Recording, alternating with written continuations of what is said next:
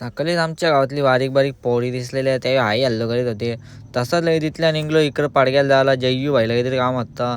जय्यू भाईला घेऊन आलो मेडिकलमध्ये. मेडिकलमधल्या घेतल्या गोळ्या, कारण की जय्यू भाई आपला होता जरासा सिरियस. त्याला घेतला गोळ्यांच्या जोडीला खायला खाऊ घेतला. खमंग ढोकला ना एक पेपरचा या. तसंच येऊन बसलो मैदानात गार बरीच मोठी होती. त्या गाईचा कारा घेतला ना लगेच तसा झालो घरच्या रस्त्याला. एवढी ट्रॉफिक असतं काय मग डेलीचं काम बेकार झालं. प्याडी काय भाई हो, का ग्राउंड बनवायला घेतले. कोण मोकाट असेल तर या, मग बिगारी माणसा कमी आहे जरा. पॅडी भाई किती हजेर देशील त्या सांग मग येतं. तसा लगे घरी आलो मस्त जेवून खाऊन पाणी प्यायला गेलो. पाणी प्यायता प्यायता आठवलं कामाला जायचा टाईम निघून चालले. तसंच कल्टी मारली. गोटी लगेच तसा निघला चार्जर घेऊन कामाला झाला. एवढा ऊन दिवस बारीक ना रात मोठा झाले. आता काय मग तसा लगे कामावर गेलो ना काम झालं झटक्यान. ते तसाच इकडं बघता तो काय दरवाजा आमचा बाहेर निघले.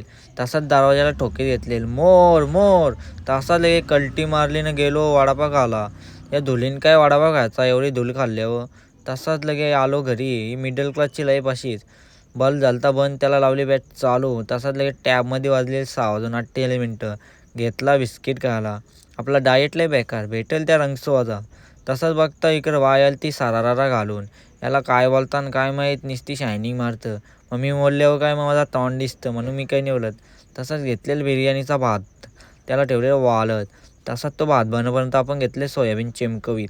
सोयाबीन खाता खाता बाहेर आलो तर बघता तर काही नाही घेतलेली कोशिंबी बनवली. एक कांदा कापायला दिला तो पण लारायला लागली.